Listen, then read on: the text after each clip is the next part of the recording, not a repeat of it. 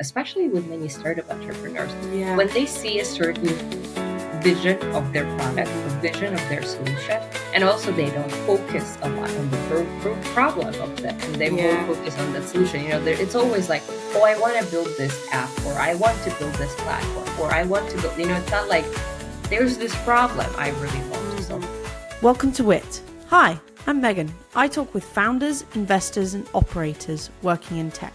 My aim is to inspire you with their stories and perspectives. Through this podcast, I want to amplify the voice of women working in tech. If you want to support WITT, then make sure you follow us on your favourite podcasting app. Then you won't miss any future episodes. Today's guest is Viera, Startup Program Manager at BusinessOulu. She also leads the world-famous polar bear pitching event. Let's dive into her journey. Hi Viera, welcome to WITT. It's great to have you on the podcast. Hi, Megan. Thank you. I would love to kick off our conversation with a lightning round. Is that okay? Of course. Let's get right into it. First question. If you weren't in tech, what would you be doing? If I wasn't in tech, I would probably be in education.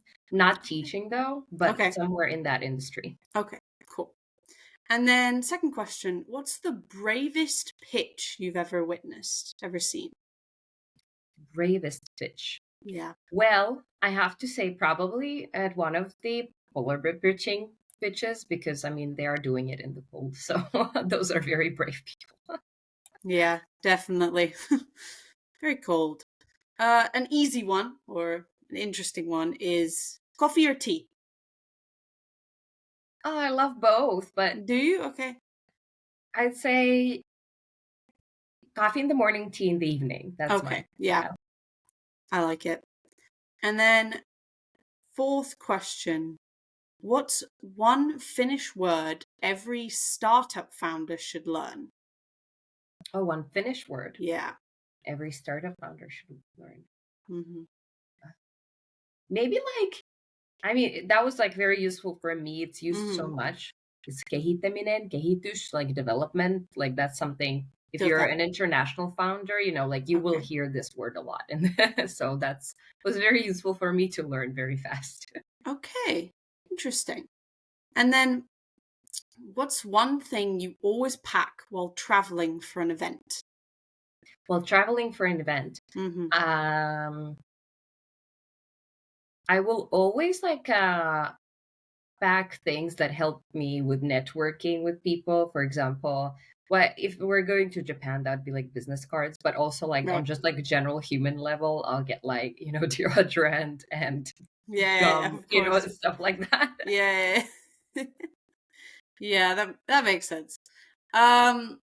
What's one word to describe the Oulu startup ecosystem?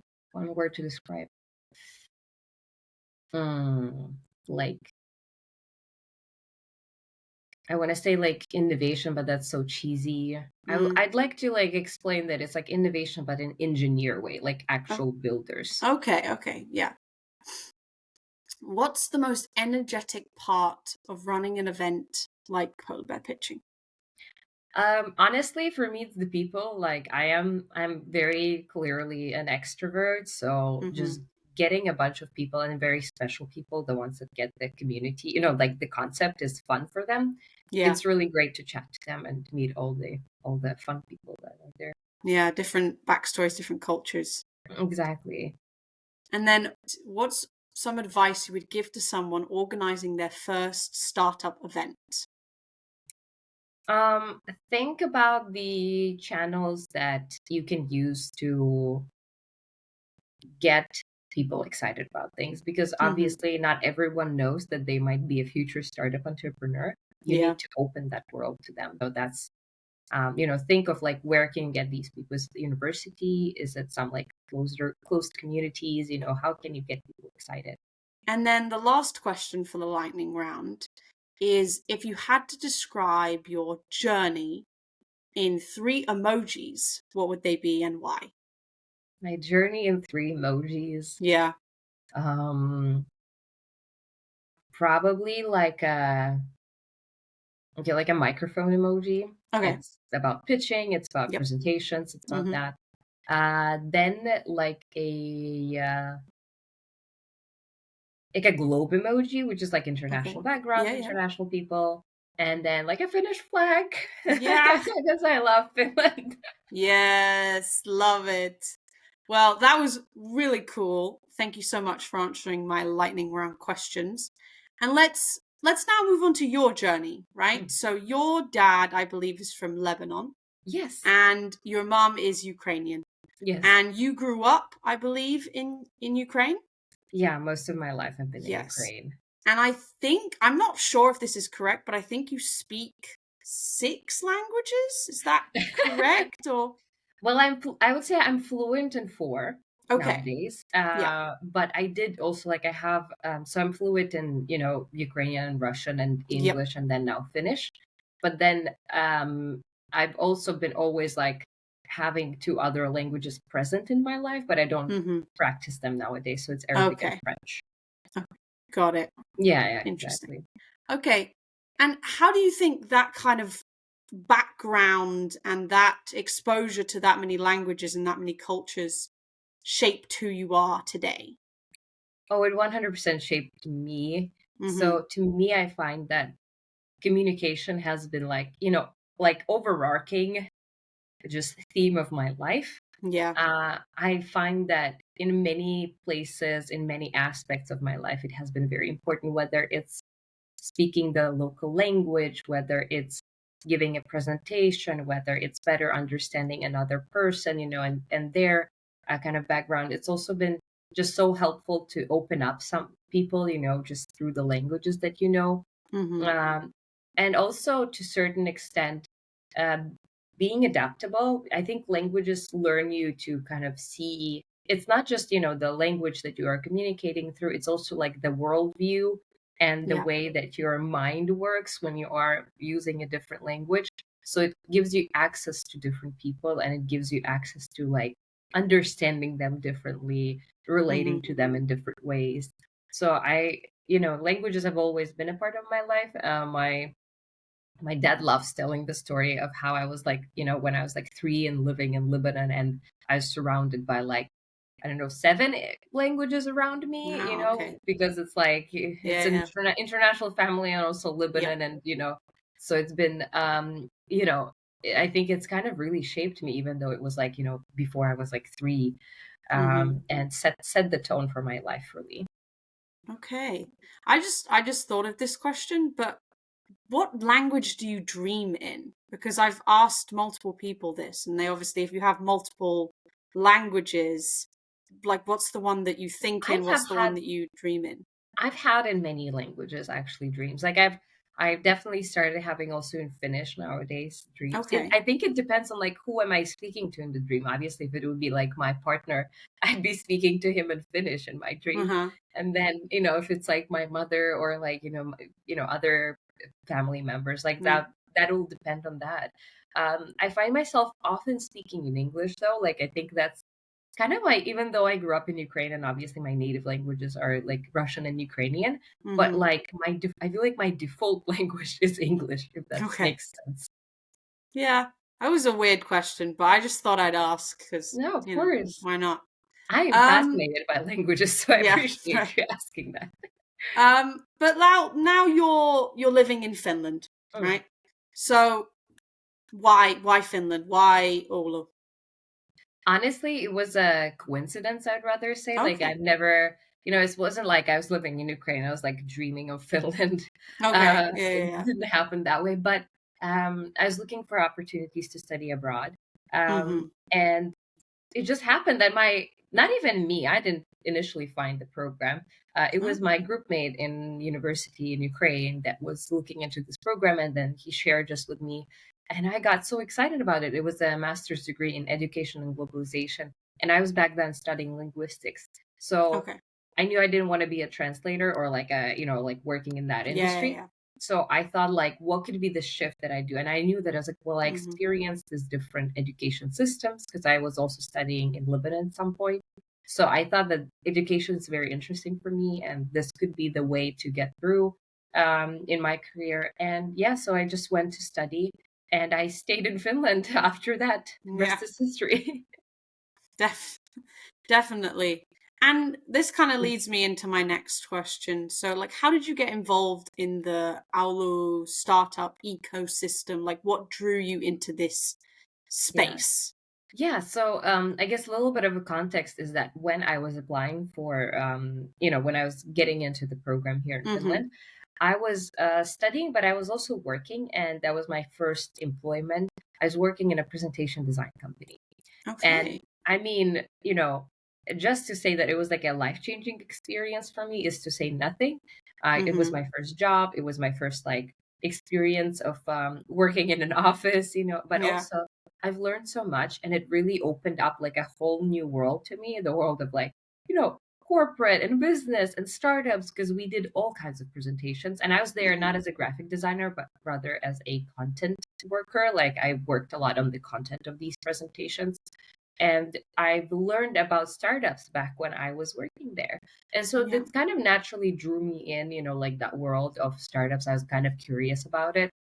And then when I knew that I'm accepted into the program, I saw a person from Oulu who was like Okay. then in Oulu post and asked, if there's anyone interested in the local activities, local startup ecosystem, just let me know. Oh, I'm happy to interesting. have a call with you and talk about this.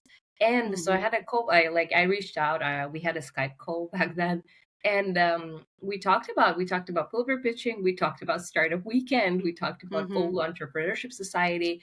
And so, that person really laid out like all the opportunities that are there in Okay. specifically in university startup ecosystem, I'd say, because Oh, then okay. Yeah. it's Yeah. very That makes active at the sense. university. Yeah. And so, yeah, I just, when I was coming, I already signed up for Startup Weekend. I knew that I was going to go volunteer for Pulver pitching. I kind of had this roadmap for me. You were ready. You were prepared. Yeah, Okay. because I have to say, like I was kind of back then. I was also thinking that I'll only have money for 1 year to be in Finland. Like I was worried Mm-hmm. that I might not be able to like stay there just for financial reasons. And Yeah. so when I was going, I was like, well, if I am gonna go back, I make have to make sure that I take like everything from this experience, not just the Mm-hmm. education, but also everything else, like extracurricular so activities, so to say. Okay, interesting. Yeah, I thought you were I always thought it was like a very much like a dream kind of thing. I feel like a lot of people, whenever they get into that industry, it's very much like, I've always wanted to do this kind of thing. But Yeah. you were kind of just found out about it. Interesting. Yeah, yeah. I'd say I wasn't like very sure what I liked before I started working in a presentation design company. And then like Hmm. with that, it kind of like it just drew me in. Okay. And yeah, so now you work in BusinessOulu helping build kind of the tech ecosystem, right? Yes. And one of your many projects, as we've mentioned, is Polar Bear Pitching, which of Yes. course I attended for the first time this year, which I thought it was very nice, very amazing. And for our listeners who are not familiar with this event, tell us about it. What is the history? What are you trying to achieve? What does it do? Yeah. So polar bear pitching is, just like any other pitching competition. Honestly, nothing very special about it. But we have a strict rule. So we are not limiting you on the time. You can pitch Mm-hmm. as long as you want. But there's this one very important condition, Mm-hmm. which is you must do it from a real ice pole. Mm-hmm. So, Yeah. we are in the north of Finland. It gets pretty cold here. Yes. We have like very freezing winters, and the sea, the rivers locally, they freeze over, which gives us an opportunity to carve out an ice hole and make it a real stage for startups to pitch in. Mm-hmm. Maybe so. Not a new concept. It's been there since 2014, and Okay. the idea was you actually know the person behind the idea, Mia Mm-hmm. Kempala, the founder of Polar Pitching. So this was kind of her idea back then. She was working at the University of Oulu. So together with the students and volunteers and staff of the university, they put up a first event, Mm-hmm. and the aim of it was also to help local startups because there is a lot of startups in a specific year, that were founded, and so Yeah. they're trying to help them to better pitch their ideas also, kind of under pressure conditions. Yeah. And since then, It's been organized almost yearly. Of course, we had to take a pause for the pandemic, Of unfortunately, course. Yep. but otherwise, it's been a yearly event here in Oulu, and I think it's done wonders for City of Oulu, but also for the startup ecosystem locally, Hmm. because it attracts a lot of international attention. It's Yes, not it just a does. I was Finnish surprised of how many international people were actually pitching, which was interesting. Yes, we Um, accept applications from everywhere. Sorry, go ahead. yeah, yeah. Would you what would you say the goal of the actual competition is? Yeah. So I think for us, it's to really help these startups that are pitching there, Yeah. because we get so much attention from the event. We get attention from the media, from international investors, also just international visitors. That for us, it's like an empowerment of these startups, because they go Mm-hmm. in, we give them the stage, and they can kind of enjoy the attention there. We also give them the recording of their pitch so they can actually use Oh, it in their PR nice. efforts, in their ice breaking with future investors as well. Uh-huh. We Yeah. know it's like a very kind of out of the box type of a pitching event, so we kind of give them the opportunity to use it to the fullest. And to make them better pictures, you Mm. could say. Yeah. Also that, yes. Yes. I feel like that is definitely a very important part of it. 100%. They, like, although I have to say we get bigger and bigger pitches every year. Like, I can see that people are like training more, but Hmm. honestly, we also still encourage them to keep it short. Like, it's not about the longest pitch. It's not Yep. that, you're going to win because you're there for the longest time. It's about how effective you are, and Hmm. that you can kind of build your presentation no matter what the time is. Yeah. Quality over quantity. It's like the 100%. saying, right? Yes. Um, and then kind of moving on to like, what do you want to achieve in Oulu? Like, what happens next for this community and your kind of journey in Finland, let's say? Yes. So I really want to build an ecosystem that is like visible on a global map. Like, I Hmm. want to make Oulu known in the whole world, because even Okay. though we're the fifth biggest city in Finland, our Hmm. startup ecosystem is ranked by different international agencies as Yeah. the second right after the capital region. So that says a Wow. lot Yeah, that about, does. about how active our ecosystem is. But also, it's just so unique because there's so many technologies that we have here, so many laboratories that startups can use. And we're like number one in research and development for startups in Finland and also in Europe. So Hmm. we have those kind of platforms and those facilities. So my aim is just to make it kind of more known, establish ourselves as a strong startup ecosystem. And we do that through, our services that we provide here, obviously, through like talent attraction, startup attraction, but also through polar bear chain. Yeah, definitely. Um, yeah, no, that's really, really awesome. I think that's a really great kind of idea. And then a little bit connected to this question is what gives you hope for the future? So in my eyes, you are definitely an inspiration to a lot of people. Yeah. So what lifts you up? What gives you hope? I think, well, number one, obviously, because my kind of future is directed towards Finland, and that's where Hmm. I'm like, Yep. so when I think about that, number one, I am excited to see a lot of younger Finns. I have to like work with a lot of young students, and Hmm. many of them are very shy. That's like a big, Yes. big kind of like cultural, Yeah. Big part of topic. Finland. Yep. It is a big part of Finland, but it does give me hope because, like in our ecosystem, in our community, we have like even like a 15-year-old, young Finnish people that are joining our events, and like seeing Hmm. things like that. Like, they're not just joining our events or like building ecosystem, they're joining as volunteers at polar bear pitching. So that gives me so much kind of hope for the future of Yeah. Finland, but also seeing how accepting the ecosystem is of international people, and that a lot of the services that we provide are in English. They are kind of inclusive in that way, Hmm. and that more and more people are coming here. Yeah, accessible to a lot more people. Yes. Yeah, that's good. And now we've entered the part of the podcast which I like to call the zigzag zone here. Yeah. Very fun. Yes. So I want to know where you're zagging and everyone else is zigging. So you talked about in your prep questions how perfectionism can hinder getting things done. Yeah. Like, what is your opinion on this? Can we expand on this a little bit? Yeah.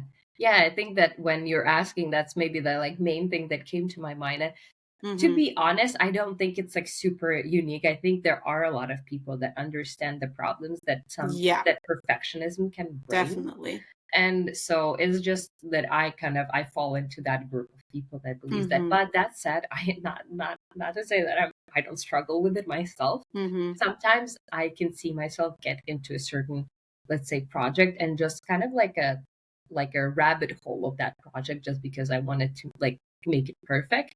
But I really see how much how ineffective that can be.